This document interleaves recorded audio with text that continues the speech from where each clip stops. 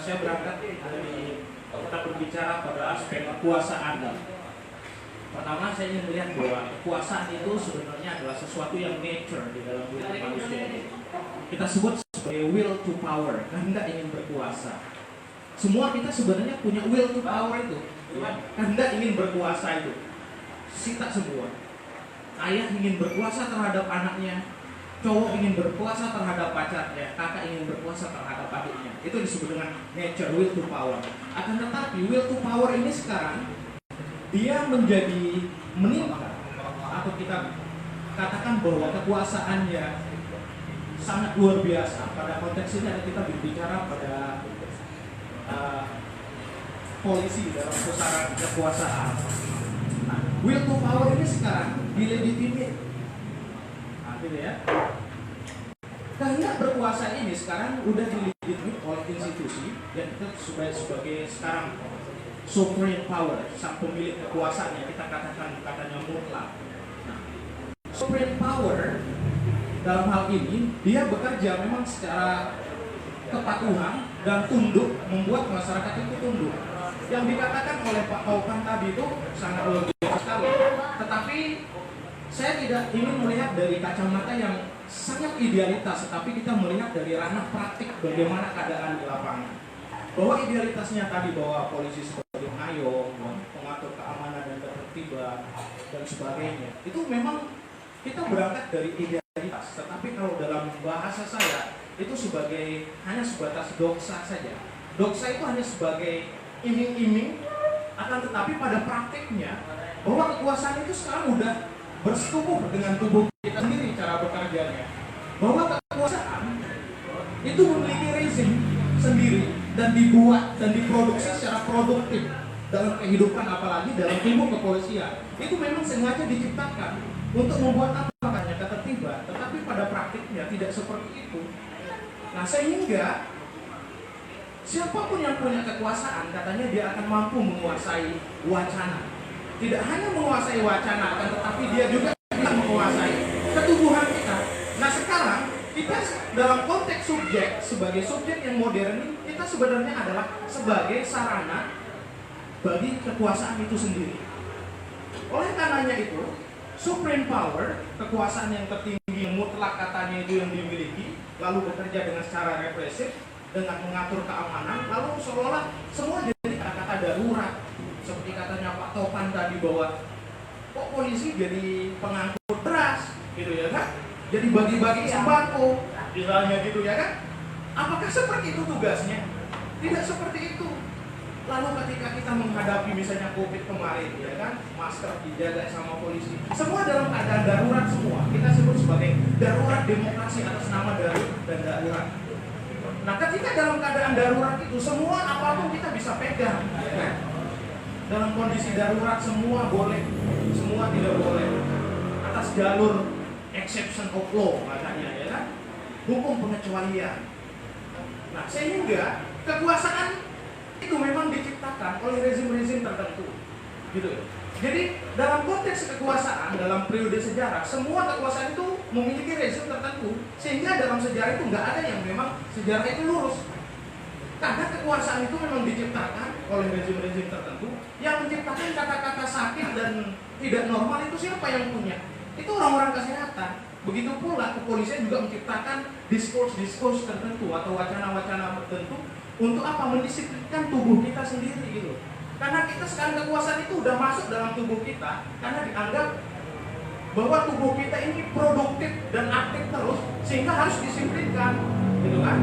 Makanya disciplining power istilahnya gitu. Mendisiplinkan tubuh kita melalui apa? Ya melalui represif tadi, melalui kekerasan. Itu caranya bekerja. Apalagi disciplining power itu bekerja dengan secara tertutup dalam konteks ini, misalnya dalam bahasa klasik kita sebut sebagai penjara, ya kan? Gitu loh. Dalam konteks ini juga pendidikan juga masuk sebagai ruang-ruang untuk disciplinary power kita, ketubuhan kita ini. Sehingga sekarang subjek kita ini yang dikatakan antara sadar, tidak lagi seperti itu sekarang dilihat kesadaran kita sebagai manusia. Tetapi kita disiplinkan terus dengan kekuasaan-kekuasaan yang dikatakan mutlak. Tetapi will to power itu sebenarnya berkaitan dengan masalah, itu kan berkaitan dengan masalah, kalau bahasa milenial kita sebut sebagai cuan.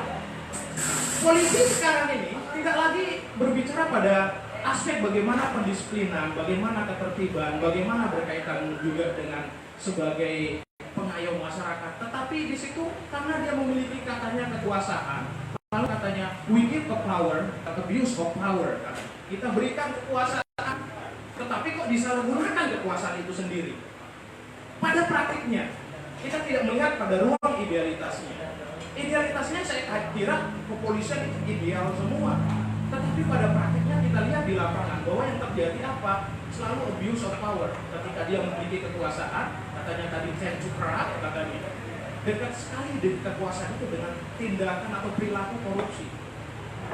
Nah, maka dari itu sekarang objek dari disiplin power itu adalah tubuh kita sendiri. Nah, sekarang apa yang disebut dalam konsep kekuasaan yang terbaru disebut dengan post hegemonic power sekarang. Post hegemonic power itu apa sih ya? Post hegemonic power itu adalah governmentality. Gitu caranya sekarang. Governmentality itu adalah kita katakan sebagai penjaga teritorial, penjaga sumber daya, gitu. Tetapi sekarang polisi tidak hanya sebagai penjaga itu, tapi penjaga sumber-sumber ekonomi. Sehingga ketika udah berbicara pada aspek ekonomi, maka post hegemonic power itu digunakan.